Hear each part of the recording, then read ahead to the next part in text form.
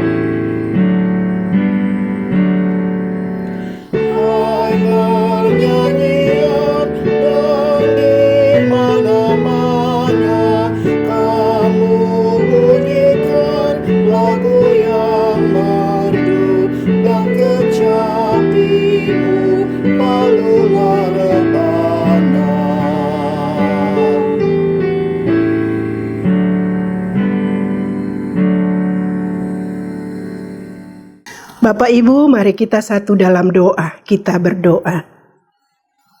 Dengan nama Bapa, Anak dan Roh Kudus, kami mentabiskan ibadah persekutuan kaum Bapak dan persekutuan wanita GKI Bethlehem Kuala Kencana di malam hari ini. Amin. Bapak Ibu yang kekasih, kita akan masuk dalam membacakan Mazmur Pujian. Bacaan Mazmur Pujian di malam hari ini saya pilih dari Kitab Mazmur pasal 121 ayatnya yang pertama hingga ayatnya yang ke-8. Dalam bacaan ini kita akan membaca secara bersama-sama dan saya akan memandu bacaannya dari sini. Tuhan penjaga Israel, nyanyian Siarah. Aku melayangkan mataku ke gunung-gunung, dari manakah akan datang pertolonganku? Pertolonganku ialah dari Tuhan yang menjadikan langit dan bumi. Ia takkan membiarkan kakimu goyah, penjagamu tidak akan terlelap. Sesungguhnya tidak terlelap dan tidak tertidur penjaga Israel. Tuhanlah penjagamu, Tuhanlah naunganmu di sebelah tangan kananmu. Matahari tidak menyakiti engkau pada waktu siang, atau bulan pada waktu malam. Tuhan akan menjaga engkau terhadap segala kecelakaan. Ia akan menjaga nyawamu. Tuhan akan menjaga keluar masukmu dari sekarang sampai selama-lamanya. Kita akan mengaminkan pembacaan Mazmur Pujian ini sekaligus untuk menyatakan syukur kita kepada Tuhan. Kita akan memberikan persembahan. Untuk itu saya mengundang Bapak Ibu untuk kita menyanyi dalam nyanyian Mazmur 84 ayatnya yang pertama hingga ayatnya yang kedua sambil kita mengumpulkan persembahan. Nyanyian Mazmur 84, alangkah elok rumahmu dan kata-kata seterusnya.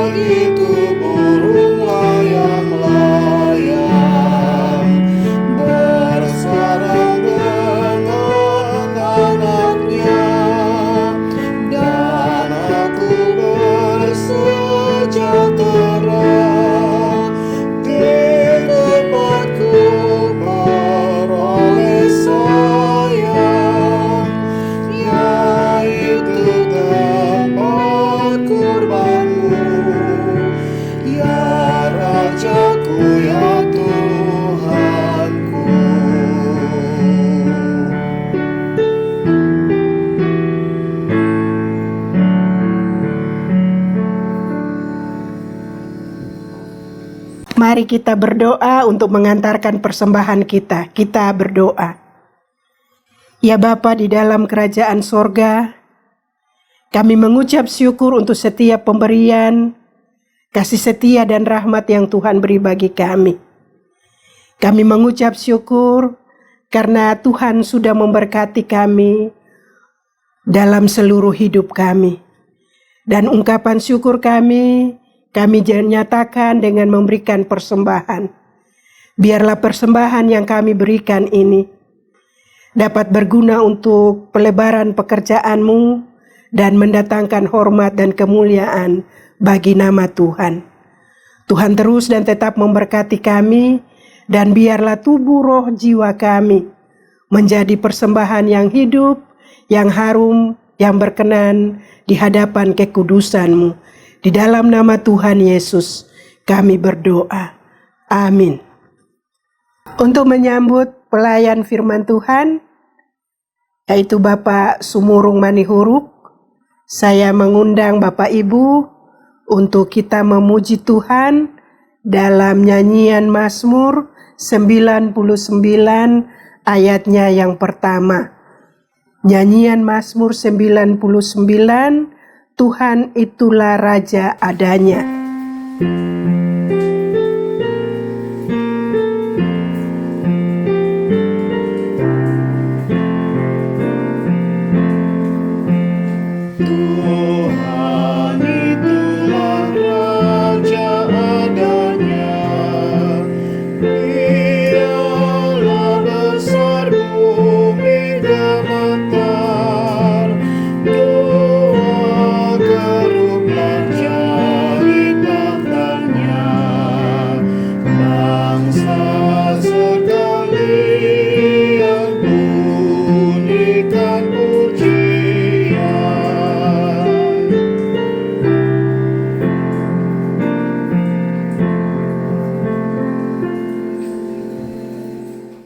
Shalom Bapak Ibu Saudara, kita bertemu kembali di dalam ibadah PKB dan PW di Gereja GKI Bethlehem Tanah Papua. Bapak Ibu Saudara, topik kita pada hari ini adalah kasih adalah hidup orang percaya. Diambil dari nas bacaan 1 Korintus 13 ayat 1 sampai dengan 13. Baik, Bapak Ibu Saudara, nanti saya akan ceritakan dulu latar belakang dari nas ini. Kemudian kita bahas satu persatu sampai waktu yang sudah ditentukan. Setelah itu kita akan renungkan makna dari 1 Korintus 13 ini ya, 1 sampai dengan 13. Sebelumnya mari kita berdoa. Bapa di sorga, kami bersyukur buat kemurahan Tuhan yang memanggil kami pada hari ini untuk mendengarkan firman-Mu, belajar firman-Mu. Tuhan, tolonglah kami supaya kami dapat memahaminya dan firman-Mu ini menjadi kehidupan kami. Di dalam nama Tuhan Yesus. Amin. Bapak Ibu Saudara, saya akan membaca nas bacaan ini dan Bapak Ibu boleh mengikutinya di tempat masing-masing. Kasih 1 Korintus 13 ayat 1 sampai dengan 13. Sekalipun aku dapat berkata-kata dengan semua bahasa manusia dan bahasa malaikat, tetapi jika aku tidak mempunyai kasih, aku sama dengan gong yang berkumandang dan canang yang gemerincing. Sekalipun aku mempunyai karunia untuk bernubuat, dan aku mengetahui segala rahasia, dan memiliki seluruh pengetahuan, dan sekalipun aku memiliki iman yang sempurna untuk memindahkan gunung, tetapi jika aku tidak mempunyai kasih, aku sama sekali tidak berguna. Dan sekalipun aku membagi-bagikan segala sesuatu yang ada padaku, bahkan menyerahkan tubuhku untuk dibakar, tetapi jika aku tidak mempunyai kasih, sedikit pun tidak ada faedahku. Kasih itu sabar, kasih itu murah hati, ia tidak cemburu, ia tidak memegahkan diri dan tidak sombong.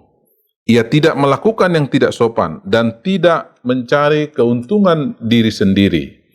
Ia tidak marah dan tidak menyimpan kesalahan orang lain. Ia tidak bersuka cita karena ketidakadilan, tetapi karena kebenaran. Ia menutupi segala sesuatu, percaya segala sesuatu, mengharapkan segala sesuatu, sabar menanggung segala sesuatu. Kasih tidak berkesudahan, nubuat akan berakhir, bahasa roh akan berhenti, pengetahuan akan lenyap, sebab pengetahuan kita tidak lengkap, dan nubuat kita tidak sempurna. Tetapi jika yang sempurna tiba, maka yang tidak sempurna itu akan lenyap.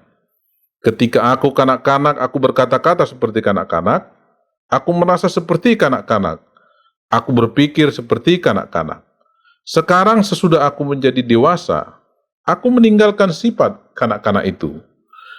Karena sekarang kita melihat dalam cermin suatu gambaran yang samar-samar. Tetapi nanti kita akan melihat muka dengan muka. Sekarang aku hanya mengenal dengan tidak sempurna. Tetapi nanti aku akan mengenal dengan sempurna. Seperti aku sendiri dikenal. Demikianlah tinggal ketiga hal ini, yaitu iman, pengharapan, dan kasih. Dan yang paling besar di antaranya ialah kasih. Demikian pembacaan kita. Bapak, Ibu, Saudara-saudara, Korintus ini adalah tulisan Rasul Paulus ketika dia berada di jemaat Efesus. Dia menulis surat ini kepada jemaat di Korintus. Maksud dari tulisan ini adalah di Korintus itu banyak sekali jemaat-jemaat yang menganggap bahwa orang lebih sempurna atau lebih baik dari orang lain karena karunia-karunia yang mereka peroleh. Sehingga ada 3 hal yang mereka anggap lebih tinggi tingkat kerohaniannya. Atau mereka menganggap bahwa tingkat kerohanian orang itu lebih tinggi, lebih dewasa, kalau dia memiliki satu, itu yang dikatakan Paulus di dalam ayat pertama. Pertama, kalau dia dapat berkata-kata dengan semua bahasa dan bahasa malaikat. Itu karunia yang paling tinggi yang mereka anggap. Yang kedua, mempunyai karunia untuk bernubuat. Yang ketiga, mau membagikan segala sesuatu, bahkan menyerahkan tubuhnya untuk dibakar. Jadi, inilah tingkat kerohanian yang tinggi menurut jemaat yang ada di Korintus saat itu. Tetapi Paulus mengatakan dan mau mengingatkan bahwa jikalaupun mereka dapat berkata-kata dengan semua bahasa manusia atau bahasa malaikat, itu kalau tidak mempunyai kasih, maka itu sama saja dengan gong yang gemerincing atau suara yang membuat keributan saja. Jadi tidak ada gunanya. Nah, yang kedua, walaupun mereka mempunyai karunia untuk bernubuat, tapi kalau tidak mempunyai kasih, sama saja. Tidak ada gunanya. Paulus katakan, aku sama sekali tidak berguna. Yang ketiga, kalaupun ada orang yang mau membagi-bagikan segala sesuatu miliknya, atau bahkan mau dibakar, tetapi kalau bukan karena dasar karena kasih, mungkin mau membagikan karena dia memang mempunyai banyak harta benda, mungkin mau mencari nama, mungkin mau mencari popularitas, dan sebab-sebab lain. Tetapi kalau bukan kasih, sama sekali tidak bermanfaat. Inilah yang mau diberitahukan oleh Rasul Paulus kepada jemaat di Korintus. Kalau kita baca dari pasal 12 itu, Paulus sudah mengingatkannya. Maka pada malam hari ini, ada hal yang mau kita diskusikan atau pelajari. Paulus mengatakan kalau tidak ada kasih, maka tidak berguna atau tidak ada manfaatnya. Kasih seperti apa yang Paulus maksud di sini? Mengapa kasih itu sangat penting? Sehingga karunia-karunia ini dianggap Paulus tidak penting di dalam jemaat, kalau kasih itu tidak ada. Saudara-saudara yang kekasih, ada beberapa kasih, tipe kasih. Jadi kita melihat apa yang Paulus maksud kasih di sini. Yang pertama ada kasih eros, ada kasih eros itu adalah kasih antara laki-laki dan perempuan dengan hubungan, maksudnya hubungan dalam percintaan. Ada kasih storge. Kasih storge itu adalah kasih karena hubungan hubungan darah, saudara, sepupu, bapak, anak, istri. Ini disebut dengan kasih storge. Ada kasih filia, ini karena persaudaraan, karena lingkungan, teman di dalam jemaat. Mungkin ada komunitas lain yang mengikat mereka di dalam satu kasih, yaitu kasih filia namanya. Tetapi yang Paulus maksud di sini adalah kasih agape.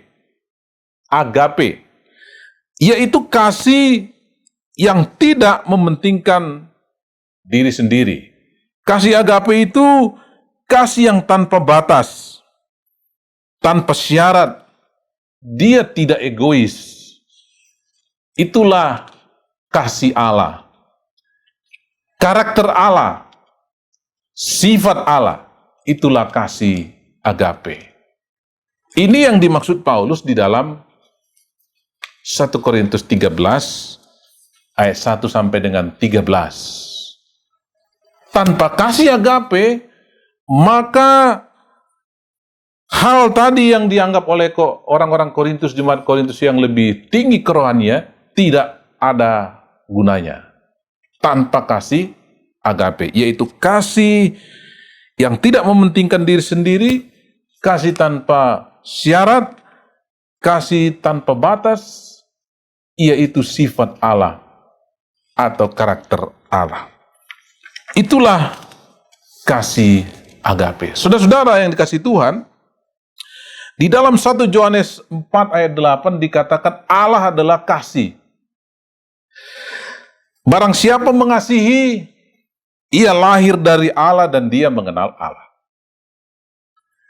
Jadi kasih yang dimaksud di sini adalah karakter Allah. Jadi siapa yang mengenal Allah, dia ada di dalam kasih. Itu maksudnya. Saudara-saudara yang dikasihi Tuhan, ketika seseorang mengenal Allah, dia mengenal karakter Allah, yaitu kasih. Oleh sebab itu, kalau kita sudah mengenal Allah, kita mengenal karakter Allah, kasih. Oleh sebab itu, karena kasih Allah sudah ada di dalam kita, maka Allah memberi perintah. Ingat Bapak Ibu Saudara, dalam perjanjian lama, Allah memberi perintah, kasihilah Tuhan Allahmu dengan segenap hatimu, dengan segenap jiwamu, dan dengan segenap akal budimu atau kekuatanmu. Mengapa? Karena kasih Allah sudah ada di dalam kita. Itu sebabnya kita mampu mengasihi Allah. Jadi orang yang sudah mengenal Allah, mereka lah yang dapat mengasihi Allah. Nah, saudara-saudara, kalau kita lihat di dalam perjanjian baru, apa yang dikatakan oleh Paulus di dalam Galatia 5 ayat 22. Galatia 5 ayat 22, saya buka Galatia 5 ayat 22. Tetapi buah roh ialah kasih, sukacita, damai sejahtera, kesabaran, kemurahan, kebaikan, kesetiaan, kelemah lembutan, penguasaan diri. Perhatikan baik-baik, dalam Galatia 5 ayat 22 itu diawali dengan kata kasih. Mengapa? Karena buah roh yang lain, sukacita, damai sejahtera, itu didasari oleh kasih. Karena kasih kita bersukacita. Karena kasih kita merasa damai sejahtera. Karena kasih maka kita sabar menanggung penderitaan. Karena kasih kita gampang memberi, yaitu kemurahan. Karena kasih kita baik kepada orang lain. Karena kasih kita mau setia memegang janji. Karena kasih kita lemah lembut kepada orang lain yang datang kepada kita. Karena kasih kita diam di dalam penguasaan diri. Itu sebabnya kasih dikatakan Paulus di sini yang pertama. Jadi itu alasannya. Nah, mari kita lanjutkan dalam pembacaan kita yang berikutnya, yaitu di ayat 4. 1 Korintus 13 ayat 4. Kasih itu sabar. Ada dua hal di sini yang dikatakan secara positif. Kasih itu sabar, kasih itu murah hati, ia tidak cemburu. Kasih itu sabar, kasih itu murah hati. Dua hal yang positif ini adalah karakter atau sifat Allah dinyatakan dalam kalimat yang positif. Apa itu kasih itu sabar? Bapak Ibu Saudara, kalau kita pergi ke dalam Perjanjian Lama, dikatakan Allah panjang sabar. Jadi kesabaran itu adalah karakter Allah. Itu sebabnya dikatakan Allah panjang sabar. Apa itu sabar? Sabar maksudnya mau menanggung penderitaan. Kalau panjang sabar, mau menanggung penderitaan dalam waktu yang panjang. Itu namanya panjang sabar. Sejak kapan Allah sabar kepada kita? Sejak manusia jatuh ke dalam dosa. Sampai hari ini, Allah sabar menunggu siapa yang mau datang kepadanya untuk bertobat. Jadi ini adalah karakter Allah. Dituliskan oleh Paulus, kasih itu sabar. Kasih itu murah hati. Murah hati maksudnya gampang memberi. Bapak Ibu Saudara, kalau dia gampang memberi tanpa diminta mau memberikan. Nah, di dalam Perjanjian Lama dilukiskan bahwa Allah kita itu adalah Allah yang murah hati. Dia gampang memberi pengampunan kepada orang yang berdosa. Ingat, Bapak Ibu Saudara, bangsa Israel, Allah memberi pengampunan kepada mereka walaupun sudah berulang-ulang melakukan dosa. Allah tetap mengasihi. Itu namanya Allah bermurah hati atau murah hati. Itu karena kasih. Jadi ada dua karakter Allah yang dilukiskan di sini. Yang lainnya dilukiskan dengan kalimat atau kata negatif, yaitu tidak cemburu, tidak memegahkan diri, tidak sombong, dan lain-lain. Ini adalah untuk menunjukkan kepada kita supaya kasih itu yang diberikan Allah itu kita tidak sombong. Itu cirinya.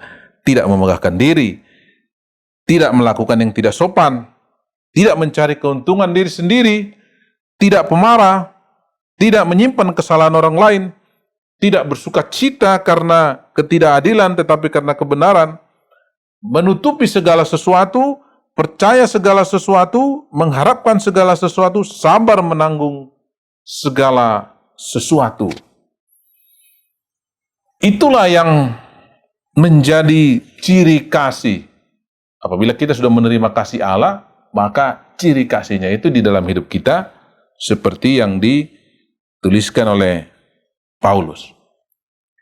Bapak Ibu Saudara, kita lihat di dalam ayat 8. Karena kita sudah dari ayat 3 sampai ayat 7 tadi. Ayat 8. Kasih tidak berkesudahan, nubuat akan berakhir, bahasa roh akan berhenti, pengetahuan akan lenyap, sebab pengetahuan kita tidak lengkap dan nubuat kita tidak sempurna. Saudara-saudara, pada saat nanti kita setelah mati, dipanggil Tuhan, bertemu dengan Dia, maka dikatakan di sini, nubuat akan berakhir. Kita tidak perlu lagi bernubuat. Karena apa yang mau dibuatkan kita sudah bersama dengan Tuhan Yesus. Bahasa roh akan berhenti. Bapak Ibu tidak perlu lagi berbahasa roh. Buat apa? Kita sudah dapat berkomunikasi dengan Yesus langsung. Bertemu muka dengan muka. Pengetahuan akan lenyap. Bapak Ibu Saudara, tidak diperlukan lagi pengetahuan untuk mengelola hidup ini, untuk mengelola dunia ini, untuk mengelola pekerjaan kita. Tidak diperlukan lagi. Karena kita sudah bertemu dengan Tuhan.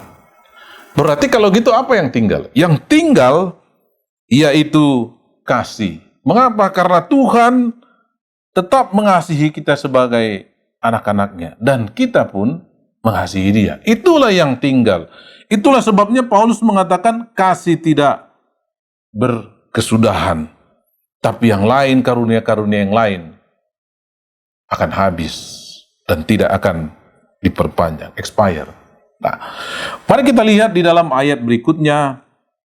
Tetapi jika yang sempurna datang, ini adalah kelanjutan tadi. Yang sempurna maksudnya jika Kristus sudah datang dan kita sudah bertemu dengan Dia, maka semua pemberian ini, semua karunia ini tidak diperlukan lagi, kecuali kasih yang tinggal, kasih Kristus kepada kita, dan kita kasih kita kepada Kristus. Ayat 11.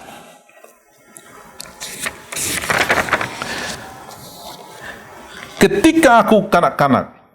Saudara-saudara, ayat 11 ini Paulus mengatakan, ketika aku kanak-kanak, aku berkata-kata seperti kanak-kanak, aku merasa seperti kanak-kanak, aku berpikir seperti kanak-kanak. Sekarang sesudah aku dewasa, aku meninggalkan sifat kanak-kanak itu. Ini adalah sebuah analogi di mana Paulus mengatakan bahwa waktu anak-anak, ya dia seperti anak-anak. Berbicara seperti anak-anak, bertindak seperti anak-anak, dan dia berpikir pun seperti anak-anak. Tapi setelah dewasa, kita tinggalkan sifat kekanak-kanakan itu. Karena kita sudah dewasa. Nah, Bapak Ibu Saudara, kalau kita sudah tahu tadi bahwa karunia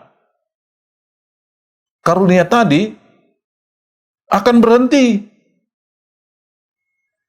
Kasih saja yang tinggal. Nubuat akan selesai. Kemudian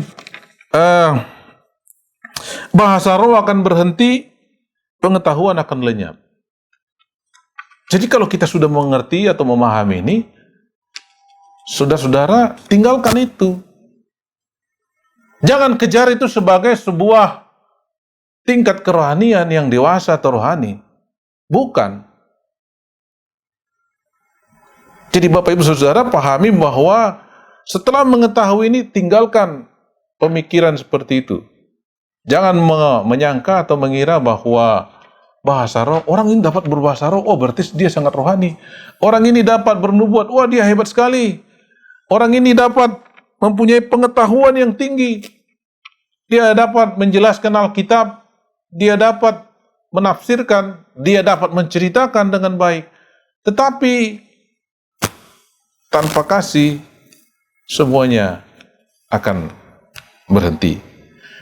Jadi setelah kita memahami ini, saudara-saudara, Paulus mengatakan setelah dewasa, maksudnya setelah kita memahami, tinggalkan pemahaman seperti ini. Sebab semua karunia itu akan berakhir. Tetapi kasih tidak berkesudahan. Jadi jangan pikirkan sebagai anak-anak lagi, tapi dewasalah. Supaya kita mengetahui hakikat kasih itu. Yaitu karakter Allah yang harus kita lakukan di dalam hidup kita. Dan di dalam ayat 12, ini sebuah analogi lagi. Paulus mengatakan di dalam cermin kita melihat sesuatu gambaran yang samar-samar. Dulu cermin itu bukan seperti kaca seperti zaman kita, tapi dia dibuat di dalam bentuk tembaga. Makanya dikatakan di dalam cermin kita melihat suatu gambaran yang samar-samar, tidak jelas dia. Tetapi nanti kita akan melihat muka dengan muka. Ketika kita bertemu dengan Kristus, kita akan bertemu langsung muka dengan muka. Jadi tidak ada lagi kesamaran, tidak ada lagi yang ditutupi atau tertutup. Semuanya sudah jelas. Bagaimana kita mengenal Tuhan? Kita sudah dapat mengenal Tuhan dengan baik. Seperti Tuhan mengenal kita sejak awalnya. Itulah maksud Paulus. Supaya kita mengetahui analogi ini, sehingga nanti kita paham bahwa nanti setelah bertemu Tuhan, semuanya sudah jelas, kita mengenal Tuhan dengan jelas. Tidak melalui karunia-karunia yang tadi lagi. Karena itu akan berhenti dan lenyap. Ya. Saudara-saudara, ayat yang terakhir. Demikianlah tinggal ketiga hal ini, yaitu iman, pengharapan, dan kasih. Tetapi yang terbesar ialah kasih. Apa saudara-saudara maksud dari ayat ini? Yang pertama saudara-saudara, iman. Iman adalah kita percaya bahwa Yesus ada dan Yesus penyelamat. Itu iman. Pengharapan adalah jalan menuju ke sana. Kita percaya bahwa ada jalan dan kita bisa sampai ke sana. Itu namanya pengharapan. Tetapi ketika kita sudah bertemu dengan Yesus, kita tidak memerlukan iman, tidak memerlukan pengharapan lagi. Itu sebabnya dikatakan, tetapi yang paling besar ialah kasih. Mengapa?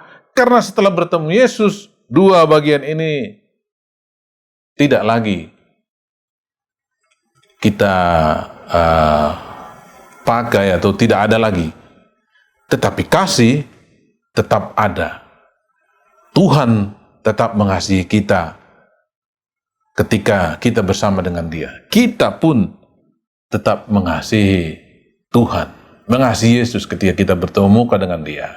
Itu sebabnya dikatakan yang paling besar diantaranya adalah kasih. Saudara-saudara, demikianlah penjelasan dari bacaan kita 1 Korintus 13 ayat 1 dan sampai dengan 13. Karena berhubung waktu, maka kita merenungkan pembacaan kita tadi mulai ayat 1 sampai dengan ayat 13. Apa yang menjadi renungan kita dari nas bacaan ini? Bapak Ibu saudara-saudara, pertama, kita bertumbuh dalam kasih atau pemahaman iman menuju kedewasaan. Tapi kedewasaan bukan karena karunia-karunia rohani tadi. Dapat berbicara dalam bahasa-bahasa manusia atau malaikat, dapat bernubuat, atau mau memberikan, bukan. Tetapi kedewasaan adalah karena buah roh, yaitu kasih. Karunia akan berakhir, tapi kasih tetap untuk selama-lamanya. Itulah yang harus kita renungkan. Pertama. Yang kedua, Allah adalah kasih. Allah sudah mengasihi kita. Allah sudah mengasihi Bapak, Ibu, saudara-saudara semua. Maka kasih itu ada di dalam hidup Bapak atau ada di dalam pribadi Bapak, Ibu, saudara. Karena itu Tuhan memberikan perintah. Kasihilah Tuhan Allahmu. Artinya Bapak Ibu saudara mampu mengasihi Tuhan. Cuma masalahnya mau atau tidak. Kasihilah Tuhan Allahmu dengan segenap hatimu, dengan segenap akal budimu, dengan segenap kekuatan. Seperti hukum pertama itu. Yang kedua, kasihilah sesama manusia seperti dirimu sendiri. Ini adalah perintah Tuhan. Ini bukan undangan atau tawaran. Ini perintah. Jadi siapa yang tidak menjalankan kasih, ya nanti Tuhan akan berikan sanksinya atau hukuman, karena ini perintah. Tidak ada, kalau perintah itu namanya tidak ada pilihan, harus dikerjakan. Mengapa? Karena Allah sudah memberikan kasih di dalam hidupmu. Kita mengasihi karena Allah sudah lebih dahulu mengasihi kita. Jadi benih kasih sudah ada di dalam hidupmu. Sekarang perintahnya, kasihilah Tuhan Allahmu, kasihilah sesama manusia seperti dirimu sendiri. Saudara-saudara, inilah dua renungan kita. Pertama, mengenai kedewasaan rohani. Yang kedua, perintah kasih ini harus kita jalankan di dalam kehidupan kita. Saudara-saudara, demikian firman Tuhan. Semoga firman ini menjadi berkat buat Bapak Ibu, saudara-saudara semua yang mendengarkannya. Ingatlah, kasih yang terbesar dari antaranya adalah kasih. Kasihilah Tuhan Allahmu dan kasihilah sesamamu manusia. Mari kita berdoa. Kami bersyukur Allah sudah mengajarkan kami mengenai kasih-Mu Tuhan, bagaimana Paulus menceritakan firman-Mu ini kepada jemaat-Mu di Korintus. Dia juga menceritakan firman-Mu ini pada hari ini kepada jemaat-Mu yang ada di GKI Bethlehem, Kuala Kencana. Tuhan, tolong kami supaya kami dapat mengetahui, memahami firman-Mu ini, sehingga firman-Mu ini menjadi kehidupan yang dapat kami lakukan di dalam kehidupan kami sehari-hari. Terima kasih Bapa. Terpuji nama-Mu di dalam nama Tuhan Yesus. Amin. Bapak Ibu, mari kita berdoa, syukur dan doa syafaat. Kita menundukkan kepala, kita berdoa. Bapa di surga, hamba-Mu datang ke hadapan-Mu Tuhan, membawa seluruh pergumulan, beban dari jemaat-Mu yang ada di GKI Bethlehem di Kuala Kencana. Ada pergumulan karena hubungan keluarga, suami dan istri. Pergumulan buat anak-anaknya Tuhan, mungkin ada yang sakit, ada yang mencari kerja, mencari teman hidup, dan pergumulan lain yang hamba-Mu tidak tahu. Begitu juga jemaat-Mu yang muda-mudi, yang di dalam pekerjaan mereka, di dalam teman hidup mereka, Tuhan, kami memerlukan pertolongan dan bimbingan Tuhan yang terus kepada mereka. Hamba-Mu berdoa juga buat majelis, begitu juga jemaat Tuhan di dalam kegiatan mereka sehari-hari, di dalam persekutuan mereka, pekerjaan mereka, kegiatan di rumah, dan semua yang mereka lakukan. Tuhan, ingatlah jemaat-Mu ini. Kasihanilah kami semua. Tolonglah kami, Tuhan, ketika kami berbeban berat. Kami percaya Tuhan selalu menyertai kami. Terima kasih Bapa buat semua kebaikan kemurahan-Mu. Terpujilah nama-Mu. Terpujilah Engkau. Ditinggikan, diagungkan. Di dalam nama Tuhan Yesus. Amin. Bapak Ibu Saudara, kita akan menutup ibadah kita dengan nyanyian Mazmur 150 ayat 1 dalam keadaan duduk, ayat 2 dalam keadaan berdiri. Setelah itu kita menerima berkat Tuhan. Haleluya.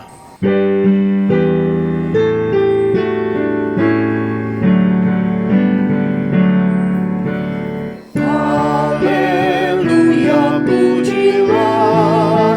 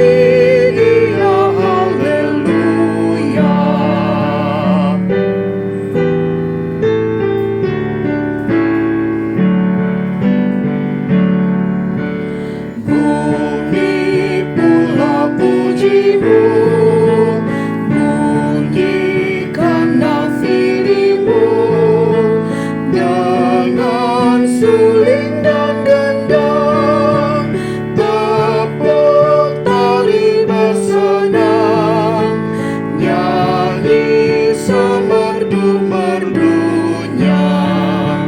Hai segala makhluknya yang bernyawa, soraklah, puji Allah, haleluya.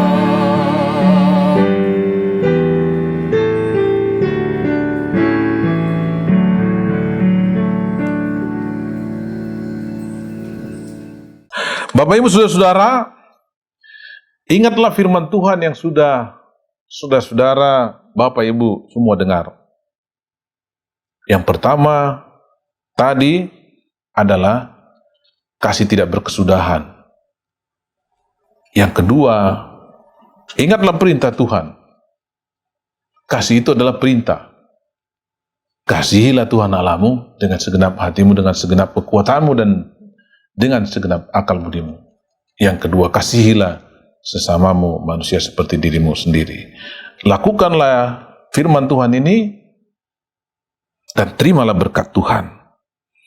Kasih karunia dari Allah Bapa di dalam anaknya Tuhan kita Yesus Kristus dan persekutuan Roh Kudus menyertai engkau hari ini, besok, sampai selama-lamanya. Amin.